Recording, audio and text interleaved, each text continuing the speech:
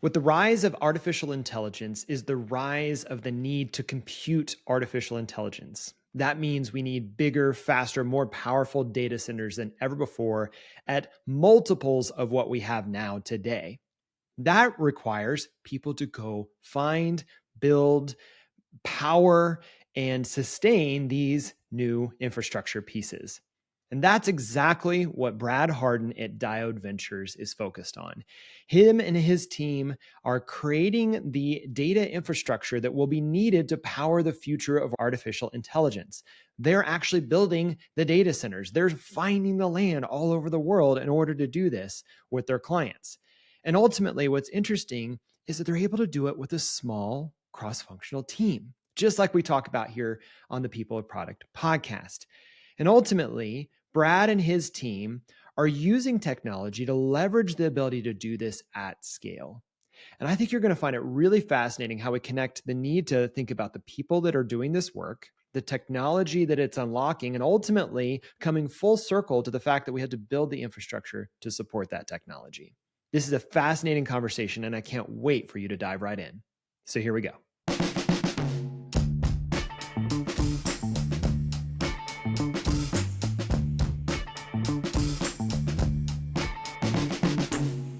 Well, Brad, thank you so much for coming on the podcast today. I'm going to throw it straight to you. Why don't you tell the world and our audience a little bit about who you are and what you do?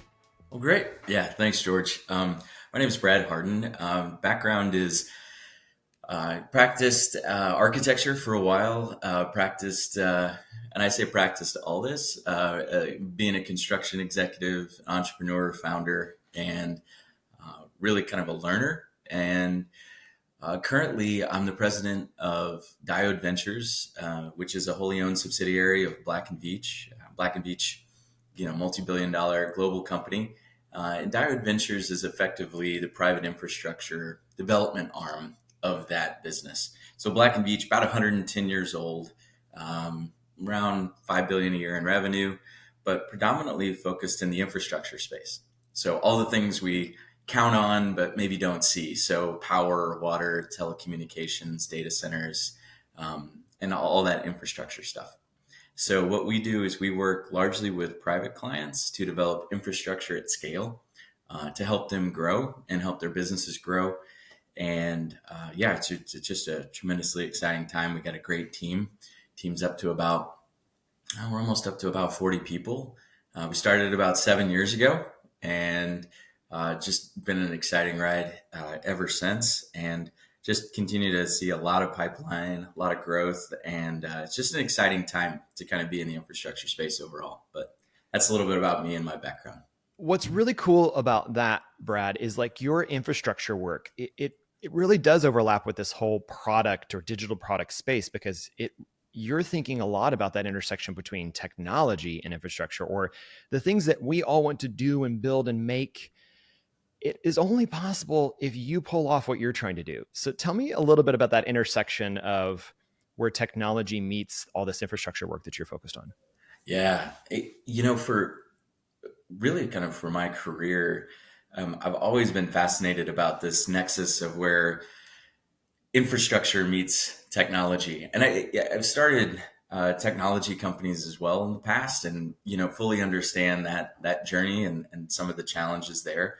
But I think as I've kind of progressed through my career, George, what's really become interesting is, and sometimes it's overlooked, right? It's the importance of scaling the infrastructure to match the technology and its needs to help it be successful. And so you look at rising themes that we're seeing right now around things like, the chat GPT, AI, machine learning stuff, continued growth around cloud, continued use around smartphones. I think that's almost ubiquitous now.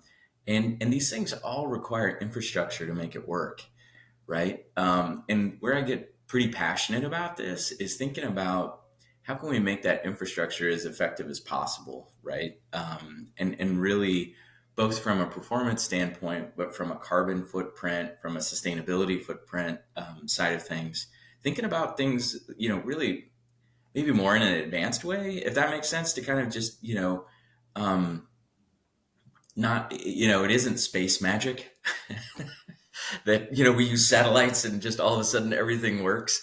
It really, there's a lot that goes into the infrastructure to support our digital footprints collectively as a species and a society today. And there's a lot to think about that goes into that. It's challenging, it's interesting, but I think overall there's a lot of opportunities. It's rife with opportunities, and some of it is actually the opportunities themselves being enabled by technology. So I think it's a wide open field really of challenges, opportunities, and people think infrastructure, and they often don't pair infrastructure with fun, George. Yeah, But I could see it that. is one of those things that I think done right, infrastructure can be fun. So what are some of the factors? I love this talk about how we, whether it's the carbon footprint or kind of the environmental effects of what we're trying to do, right? Because we all want AI, right? We Hmm. want an assistant that's going to make the funniest joke to send to our, best friend. It's not actually going to, help with our businesses, or it's just about the jokes. Right. Yeah. And But term papers, I hear. right, in term papers, right? My kids, I totally agree. But ultimately, though, like you say, what does it take? So walk us back, maybe walk back from first the reality of the demand, right? Right now, we've got folks that are wanting AI. What does AI take? Kind of walk us down that nerd path, if you will, Mm. from the what does it take to do it? And then ultimately, what are the factors that you're thinking about when it comes to, yeah, I mean, technically, we could drop a data center in a number of different places in a number of different ways, but there's some things that we want to be considering as we're doing that. So kind of take us back from the common user perspective, and then back into what does it take. Yeah, that's a great question. I think there's probably a couple things. One is the pace, right? So the pace is probably the most stark contrast that you have, right? So when you're thinking the pace at which you can build an app, because I'm not going to build an app as fast as you, George, but the pace at which you could tomorrow spin up, app on one of the platforms out there from, pick your provider, Google, Yeah, Microsoft, Amazon, you name it. And then all of a sudden you've created the next great application, and it's using resources, and often those resources are servers that are spinning, processing, storing data, disseminating information. And the scale at which the popularity of your new app, by the way, this is a hypothetical, George, but you've launched a very successful application now. But as it ramps up, all those servers, the power to spin those servers, all those things, right, require resources that take much longer to design and construct and deploy. And so you kind of have this mismatch, right? And it's really stark, as we work with a lot of our client partners too, to say, some of it is you're projecting based on, your best analytics and some of your data models, but some of it's still guesswork, right? Because who's to say? I mean, you look at the popularity of some of these applications like a Chat GPT and like a Bard, or whatever else is getting launched on. And when that starts to ramp up, what's probably the most different with AI is that it requires about, and there's kind of differing stats on this, but in general, sure. about 5 to 7 times the amount of compute and processing on the power side than traditional cloud computing, right? So if you think about that, and that in our world, it's kind of mind blowing, right? When you think about, wow, we need a lot more infrastructure to support this kind of growth. AI, as you know, it's really kind of a system based on a lot of machine learning models and natural language processing overlays and things like that help enable some of these AI tools that we use today. And of course, a tremendous amount of data that it pulls from. And so really kind of as we go towards this future, some of it has the industry and collectively a lot of us as a whole kind of asking questions around Mm, how are we gonna handle all this, right? But on the other hand, how technology works, right? It's like the rock has been kicked down the hill, right? And it's just building up momentum and steam and more rocks turn into boulders, turns into an avalanche kind of thing. Yeah. And so we're not going to go backwards. Nobody's going to say, all right, that's it. We're done with AI, right? No Right. more AI, right? Right. Because we don't have the infrastructure for it. So I think you kind of got this interesting, delta. How can we deploy infrastructure at speed, right, to match demand with technology? And then, as I said a little bit earlier too, the technology is kind of helping us be smarter, right, around where we develop the infrastructure, right, to get things to go faster and match the demand. So, but I think from what's most interesting to me, and maybe the biggest question we ask is there ever going to be a time when the tech demand outpaces the infrastructure, right? To where all of a sudden we have this weird spot where everybody is so used to just technology working all the time that we're not able to use the technology because the infrastructure hasn't caught up. The almost irony of we may not be able to use the technology because we can't actually produce the technology, like we can't actually power the technology, right? I mean, it's like we're going to be stuck in this, well, I want it. Well, how do you even know now we can't even see that we want it because we can't even turn on our phones anymore, or we don't have access to internet, or we don't have access to computing power that's going to get us this ability to say, what's going on in the world. We won't know why there is issues happening because we literally can't access it because of the demand for it. Mm-hmm. Yeah. Right. Wow. So I'm curious because I think that there's probably a couple different levels of people's knowledge. I think there's some folks that actually think when I'm launching an app on, let's say AWS servers, right, that it's actually just like a server up in Seattle underneath like the glass, dome that they have, that little like geodome they have there in the middle of Seattle. Oh yeah. It's probably just under there someplace. My app lives there. It's probably just a small little like, micro SD card that my thing lives on. I'm sure there's some folks that's the way they imagine it. That's how it works. It's out in Silicon Valley. It's out over there. That's where my app is. Right. Not understanding that there's a whole ecosystem network of data centers distributed all over the world, geolocated for lots of different reasons, both for accessibility, for power consumption, for cooling power, all these different things. Yeah. That and we're not going to just be able to tap into the existing structure. So I think that's your point, is saying we're not just going to go use Amazon's existing data centers to build something that is consuming computing at a power level or at a consumption level that we've never seen before. Is that right? Is that a good understanding? Oh yeah, you're spot on. This is what we're talking about today is all new growth, right? Wow. And in here in your summary, which was much more condensed than what I did, but it's totally accurate, George, is there's a lot of public perception that there's just really, it varies from what is a data center to, what's the carbon footprint and the PUE, which is the energy utilization effectiveness of a data center, right? So you just run the spectrum of the knowledge, of the knowledge base across the public. And, in some of I was reminded of a funny story I was hearing you talk there. We engage a lot with the community, right? When we're developing this new infrastructure, because it is new, and the data centers to support AI are different. And I can kind of unpack that too. But we had one where we're engaging with the community. I won't say where, so I'm protecting the innocent. But questions genuinely around how do we get data out of the cloud, and the gal who was asking the question thought cloud. It's in the cloud. Cloud's it's actually in the cloud. Yeah, can't make that up. And the worst, you don't want to laugh, right? You just want to be like, okay, right? This is this is a genuine concern she has. Yeah.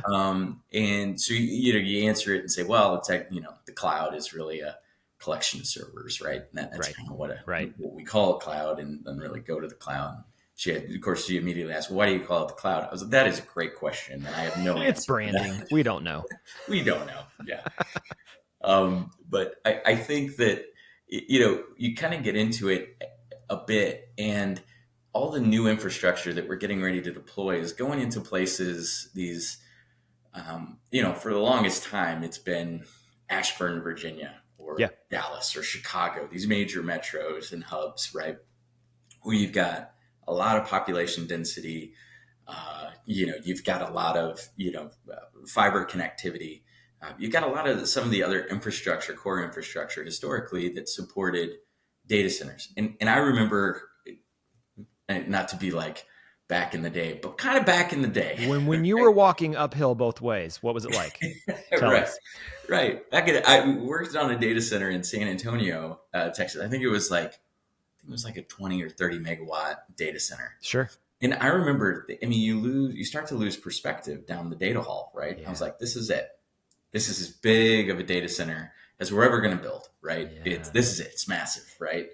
And that's a rounding error now. Now they're in the hundreds of megawatts, right? And which just goes to show the incredible amount of compute and data storage and growth we have as a society that we continue to utilize.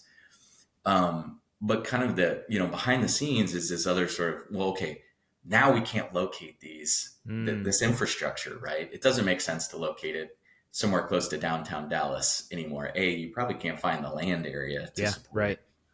it. And then, other thing to get into it is, the power, the connectivity, all those things have, for us, gotten better, right? Domestically and globally too, where a lot more fiber infrastructure is in play, which also makes the location flexible, right? So now you start to see data centers kind of pop up, in a whole new batch of places to help support, this digital boom.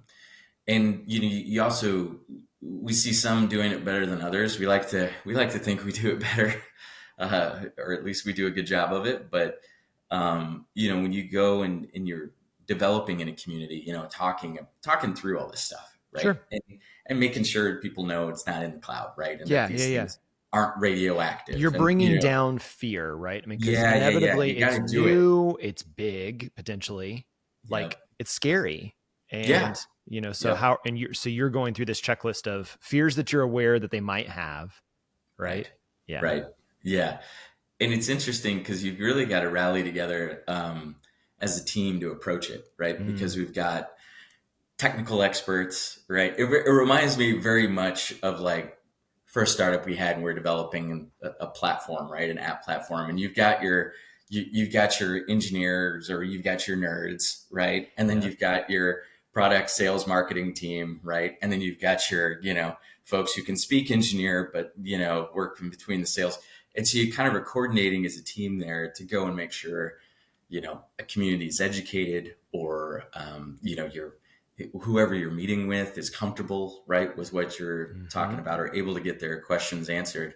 And going back to kind of that spectrum metaphor earlier, if they're asking about, energy utilization efficiency, or if they're asking about, it being in the cloud, right?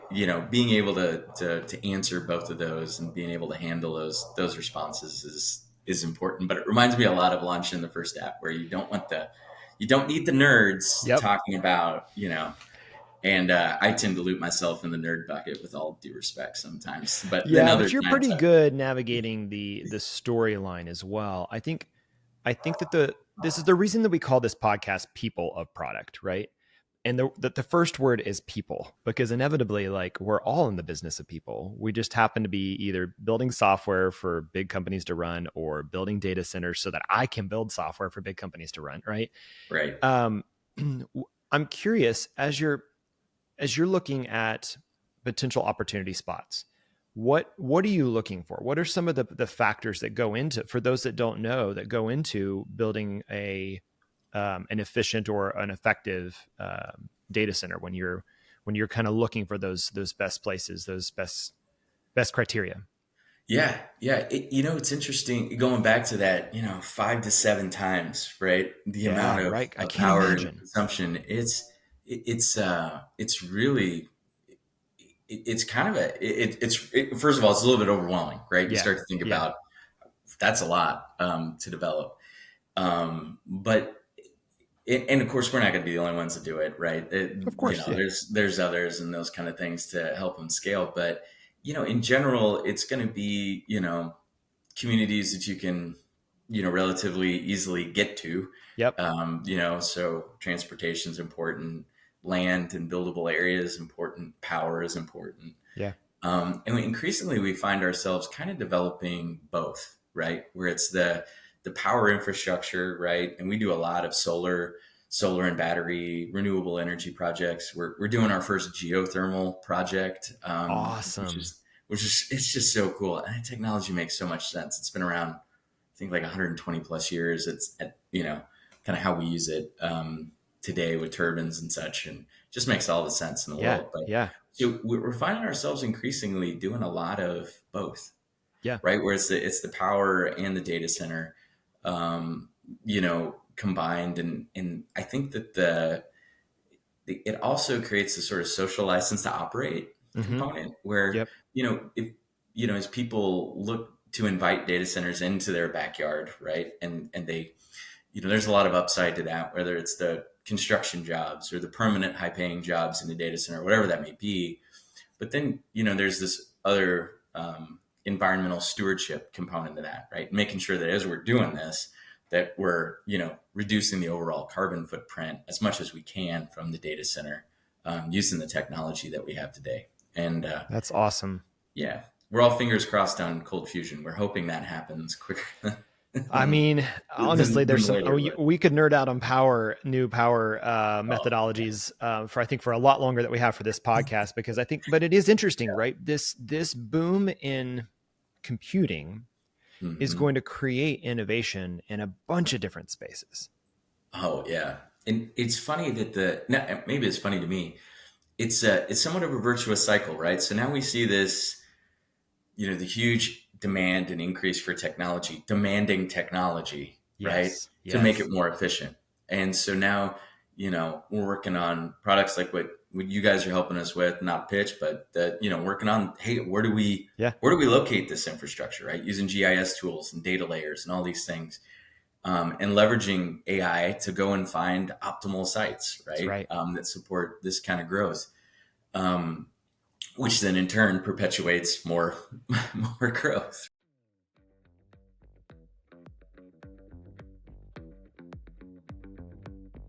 Let's take a break to tell you about our sponsor this week, Crema, a design and technology consultancy. At Crema, we know that navigating through periods of rapid change and scaling can be daunting. Broken systems, misaligned teams, delivery delays, and gaps in customer engagement are just some of the challenges that can arise when growing like this. That's where Crema steps in. Crema acts as a trusted partner, helping you overcome these hurdles on your journey to becoming a tech-enabled organization. Crema is excited to announce 3 new services designed to empower your product teams. You may have heard of the product triangle: design, product, and technology. Well, we're excited to help you navigate all 3. First is our UX audit. This isn't just a review, it's a deep dive into the user experience to uncover transformative insights that serve as a blueprint for greater success. Next is our team assessment. This service helps you identify the strengths and gaps in your product team, arming you with the knowledge to excel. And finally, a code quality assessment. It's essential to ensure that your technology is not just working, but thriving. Our experts will enhance your code base to improve performance, security, and scalability. Ready to get the most out of your existing product teams? Visit crema.us today and learn how Crema's new services can help you navigate your biggest challenges. Now back to the show.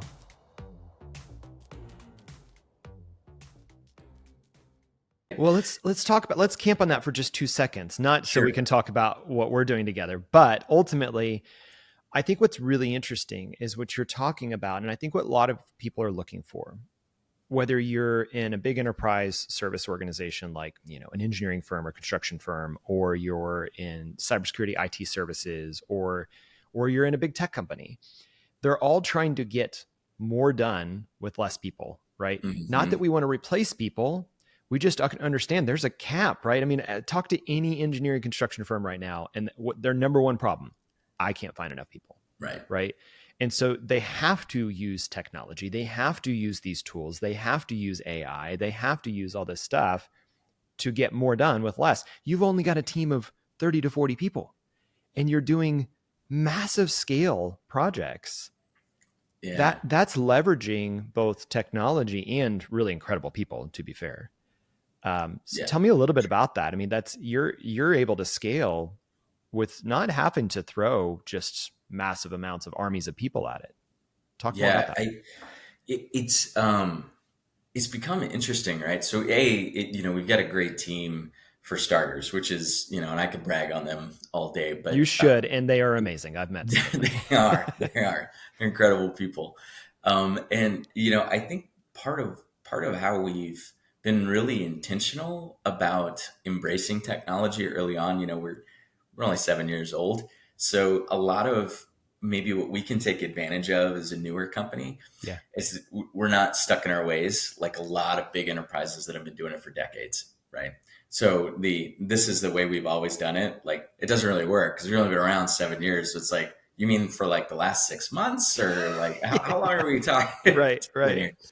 But so we've really embraced beginning with automation, and that's been a big one for us. And so we've actually invested into a tool that we use called Lattice, which basically our COO Rachel Atterbury has helped develop from the ground up, which captures all of the workflows that we need to do, and then when possible automates those manual redundant tasks, right, that just don't need to happen. So as an example, if we're starting a project, right, and we form a new, entity to go and acquire land, right, like an LLC or whatever, like a lot of those tasks on the DocuSign formation docs that get, sent my way for signature and all those are all built into an automated workflow, right? So it used to be that was somebody's job was to open up that file, sign here, right, and then issue that out and make sure it was signed and then file it and archive it. And you get into this whole Try thing. copy, you take the, Yeah. exactly. Yeah, exactly. Yeah, you ask the question, did that add a lot of value, Yeah. or does that really require a human, or is that something we can embrace technology on and help us do better, right, and more efficiently? And it turns out people too don't like doing that necessarily, Right. Day in, day out. Right. And so I think it's interesting to me, George. Some of these folks, it's kind of the Chicken Little thing. Anytime we see technology advance, right, it's like AI is coming for all of our jobs, and we're all going to be out of work. And I actually say, yeah, I mean, that's probably okay, right? Like for the old way of working, there's always going to be a place for humans in society. So I read Isaac Asimov, right? But like, we're always, there'll be a role for humans, right? Always. And I think that what we're most resistant to is this concept of change, right? Where I feel comfortable and I know what I'm doing now. And then there's this big, scary technology thing out there, right? That I have to embrace. And so, otherwise I become increasingly irrelevant. And, as a business leader, you look at that and go, there are things we could be doing that's a lot faster, a lot more clever. And then some of this stuff is just innovative, like the stuff that you can do anymore is just amazing. And it's super impressive when you think about it. And we started asking the question on a routine basis, is this a human activity or is this an activity that we can handle with technology? And I think you kind of got to go through that flow chart. Like with anything, you can't just assume everything is a human activity because it'll make you inherently inefficient. What's going through my mind is the juxtaposition of the fact that you are a subsidiary of a large, old, 100-plus-year-old engineering firm. Mm-hmm. I've talked to many 100-plus-year-old construction engineering firms.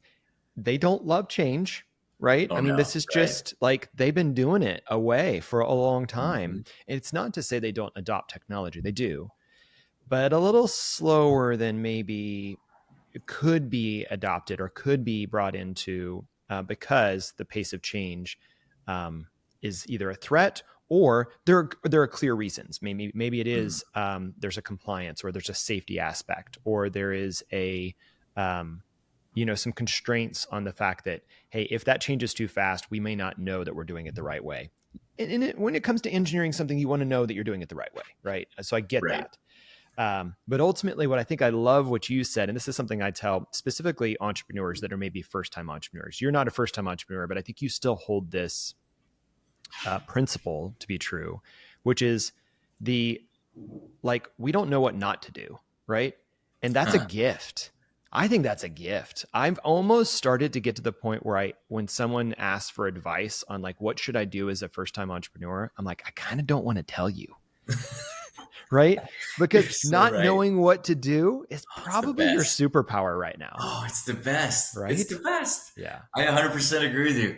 That's amazing. And totally agree with you, George. Part of the fun of starting a company, right? To me, and I know you're an entrepreneur as well, and it's something you embrace. Is some of it, yeah, it's great to learn, from best practices and get sure. advice and all that stuff. Yeah, But other things, just figuring it out and not having kind of a known conclusion, right? Like it's interesting to me.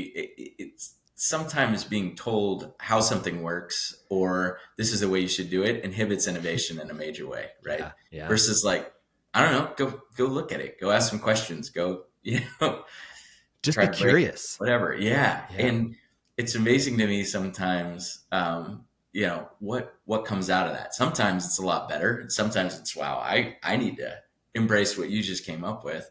Other times it's less efficient, right? And you can kind sure. of like help them, uh, from a mentoring standpoint. I mentor some entrepreneurs, and it's interesting to me too to see what they come up with. And I would say the majority of the time actually they come up with some pretty good innovation, just because they're looking at something differently and they're doing Sure. it with the lens of like technology today Yeah. versus technology that was X number of years ago or the best practice and all these things, right? So I'm with you. I think that's a great answer. Is like, I don't know, go figure it out for a bit and then tell me what you come back with. Well, and I think what's really cool about that is depending on if you're a startup or if you're a entrepreneur or if you're in a team that is building something new inside of an existing organization, it's almost tricking your brain to think like that again, right? To Right. go, hey, what if I just erased all preconceived notions and went at this with fresh eyes, with fresh, Mhm. energy, with, like what if? And I think every time I talk to you, I feel like you're doing it again. So I love that. Like when you and I chat, it's always about that. And so I love that energy, but that's not everybody and not everybody has the capacity for that. So it's also balancing. So like the difference between Dan and I, my business partner and I, is Mhm. that Dan is like, hey, George, don't forget this is how HR works or this is how operations work. Like you can't Yes. say that and you shouldn't say that. And it's like, oh yeah, that's right. That's cool. Okay. I'm still going to go break some rules over here, but like in a way that is ultimately looking for like a new path for us. And that Right. balance, that tension, holding that tension. And I know you have people around you that do that really well. I think it is understanding the proclivities of people, the capabilities of people, the capacity of people on your team, even if it's a small cross-functional team. Like that gets really exciting. And you have that around you. I've seen your team. I know your team. It's incredible the way that you all balance each other out in that way. Yeah. It's and that is, I think what you just said though, I want to hit on something like just so your Dan, like I is my Rachel, who's Yeah. our Yeah. Yeah. COO, right? Right. And it's the, yeah, got it, Brad. Okay, big ideas. We're gonna go save the world. We're gonna do all these great things. But also, can you complete your expense report or like, hey, Yes. like Yes. there's these other tactical things, right? You need to be thinking about, The which is number of great. Slack message I get that are like, "Hey, can you reconcile all those?" And I'm like, "No, oh, okay, yeah, of course, Right, yeah, right. It's not to say Rachel's reminding me of that, but she's, it's more of like operationally, yeah, how do we take that and make it work? But I think it's what I wanted to highlight was I'm starting to see that as a theme for really successful entrepreneurs, yeah, to have, the Paul Allen to Bill Gates, that's it, right? Like yeah, if you ever listen to Paul Allen, This may be a hot take, but like, candidly, he's a bit more interesting than Bill to me, right? Like on the way he approaches things, the way his mind works. Bill Gates probably more of like a Steve Jobs, right? And I mean, what a legend there was, but like then you had like Johnny Ives with Steve Jobs, right? Like Right. functionally Right. taking these things and making them work. So Yeah. it's always been interesting to me to kind of see these two brains work kind of singularly focused, right? Hmm. Working Hmm. towards success, but looking at totally different things and then questioning things back and forth. Um, and then there's also the great, like, I think you have to just, and we have, this is like a mantra on the team is, this egoless Yes. ask questions and then I'm totally stealing something from Ray Dalio on being radically transparent, Yep. right? Huge. Like just adopt those things. And then what happens is you open yourself up for learning. Yeah. And as a manager, leader, whatever, you don't have to pretend to know all the answers, right? And that's where businesses largely, in my view, like one of the big reasons they fail is because they're just, the leaders are pretending they know all the answers and they're not asking the good questions. They're not doing like what you're talking about, we're talking about, which is questioning, why are we doing this, right? I'm going to go break something. And then if I learn something or there's an opportunity there, we're going to go capitalize on it, right? And versus, no, we're just going to do it this way. And they miss that whole opportunity to learn from their team, to learn from trying something new or different. And because they feel under pressure to just go and execute and have all the answers, which adds a crazy amount of stress, candidly, and limits the ability for a business to really scale and succeed. So I'm going to bring this full circle because with the work that you're doing with technology and infrastructure and the intersection of those two, and the work that you've been doing, but ultimately up to what Diode is exploring right now, the team that you've created that can hold those tensions of both curiosity, innovation, execution, because it doesn't go without execution, right? Um, and then ultimately getting to a place where the things that we're building are enabling the things that we will build, Right. right?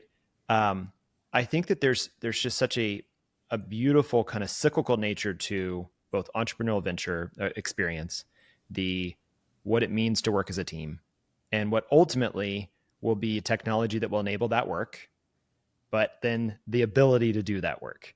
I'm curious, in one of those themes or all those themes, where do you see people getting tripped up?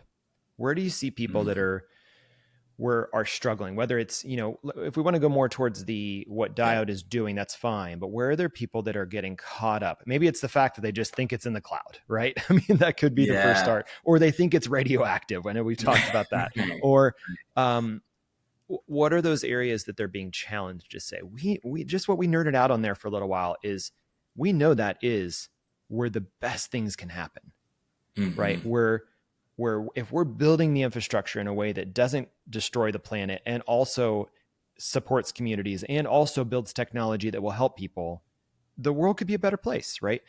But Absolutely. ultimately, there's something holding us back from this utopia, this archetype, this whatever. Where are Mm-hmm. people getting hung up in your opinion? Yeah. Probably two or three points come to mind on that one, George. One is we operate today, and not to be like, oh, it's the man, right, or anything like that, but we operate today in systems that were largely based on, um, I don't say a lot of them, like after World War II, Yeah. right? Yeah. Where people were still writing letters and phone calls and things like this versus like just the fast-paced communication we have today and leveraging technology like we can today. So I think where we get tripped up a bit today, and we're starting to see this happen in some of the utility markets as well, is where you've got antiquated legacy systems trying to address a future state demand, um, that doesn't scale, right? Yeah. And whether that's the processes, whether that's the technology or the people, right? The three-legged stool thing, but it's a harsh reality, right? Is that, if you wanted to go get power today for your data center site, there's a process to go through, right? Um, that takes a long time, right? Yeah. And that requires a lot of commitments and things like that, Some of them totally fair, right, and need to be in place. But others, going back to our earlier comment, probably need to be challenged, right? And similarly with things like zoning, permitting, things like this that kind of essentially are longer processes. And you kind of have to ask, do some of those add value, right? If you've got the initial community behind you and supportive of bringing that infrastructure, into a city or geography, like, let's go from there, right? Yeah. Let's quickly kind of grow and scale. So at some level, you've got these antiquated systems that are, I'd probably even just say kind of holding us back, right? Sure. And Yeah. I think they need to be reinvented. I think they need to be asking the same questions that we're asking now, right? Which is, how can, is this something a human can do? Is this something technology can do?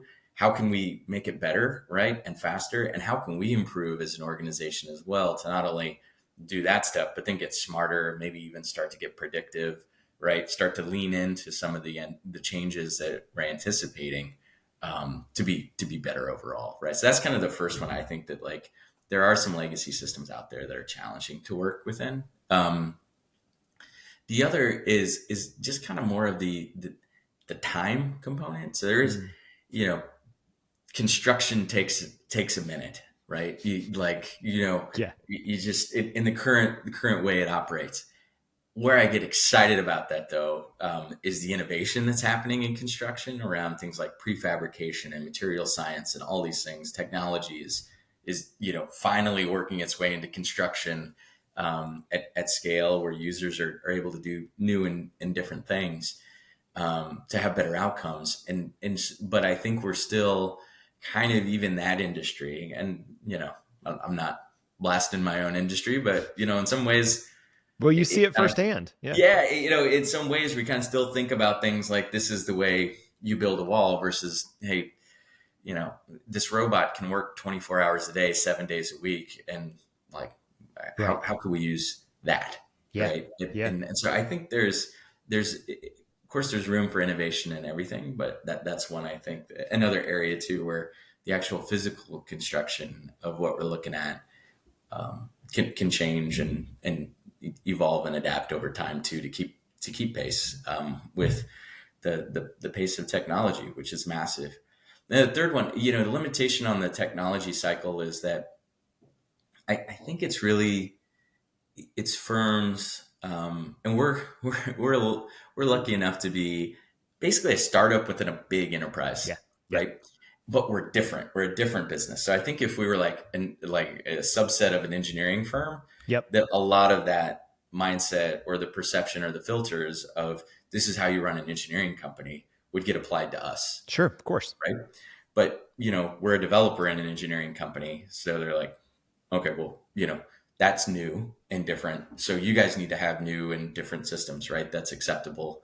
And let's, but at the same time, kind of how does that work in our ecosystem, right? Right. And so I think we're not alone in that. I think there's a lot of other companies or, kind of subsets of companies that sit within larger enterprises that are, they try to take the new or the innovative thing and jam it into like an existing or a legacy business and say, oh no, we're going to make you fit here. And so you get out the hammer and the, and then it just slowly dies. And then they fail, and then they go, why'd that fail? Yeah. Right. Well, I mean, oh my gosh, we see it. I totally know what you're talking about. Yeah. So I think those are maybe a couple of the challenges I think we have as an industry. And then I think some of the innovative things we see kind of where they go to stall out, or it just takes longer and it really shouldn't. Okay. All right. So I always like to end on a high note. Sure. There's so much in what we talked about, and you even hinted at a few things there, whether it's prefab or robotics or whatever. What's something as you look, whatever the time frame is, 6 months out, a year out, 18 months out, 10 years out, that you go, this is on the horizon and I'm really excited. What's that look like for you? Yeah. So I think as it relates to the infrastructure side of things, I think quantum computing is super exciting. We're data center developers, and I think a lot of them, look at that and go, well, the efficiency of quantum compute is gonna, disrupt traditional server-based computing. And they're right, Yeah. right? Yeah. But those quantum computers are still going to need a place to go, right? And they're going to need to go and scale as Yep. well, right? And the power usage in quantum computing looks like it's going to be different as well, right? And so I think what I'm excited about it is, you get into this, and it's fascinating. If you ever want to just geek out about it, George, I mean, quantum computing is just the whole spooky physics Einstein thing We is don't know how it works. it's crazy. It really is. But hey, I'm I here can tell for you, it. I don't know how my iPhone works right now either. That's fair. Really, That's I fair. have no Yeah. idea. Yeah. Yeah. Space magic. Space magic. Oh, I mean, oh no, I can't go down the rabbit hole because we don't have time, because I need to wrap it up because I've already taken enough of your time. This has been lovely and awesome. And I knew it would be because the time that I've spent with you previous is just your level of curiosity, intentionality, desire to both work really closely with the people that are close to you, but also do really big things in the world is almost second to none, man. It's inspiring. It's awesome to know you, but also for hopefully other people to get a glimpse of that just through this conversation. So I always say thank you to everybody that I have on the podcast for doing what you do, but especially true with you. So thank you for just leaning in the ways that you do, because I think the people that are around you, the people that know you, are probably better for it. That means a lot coming from you, George. It really does. And yeah, lucky enough to call you a friend. And I learn a lot from you as well, and kind of how you've grown, the Crema team, and how you've built a business too. And I think that just kind of speaks to how we all can collectively learn from each other and build better organizations. Love it. Okay, so I'm going to roll out the red carpet for you. Where can people learn more about you, about Diode, or anything you're working on right now? Sure. Yeah. I mean, feel free to just search me up on LinkedIn. I try to post, not as I should post more, but the other one is diodeventures.com is where you can learn about Diode and what we're up to. And we post projects out there, portfolio projects, video stuff about work we've done all over the world, and more about the team. I love it, Brad. Definitely go check out Diode. Go check out Brad on LinkedIn. And thank you so much for coming on the podcast today, Brad. Appreciate you. Thank you. Appreciate it, George.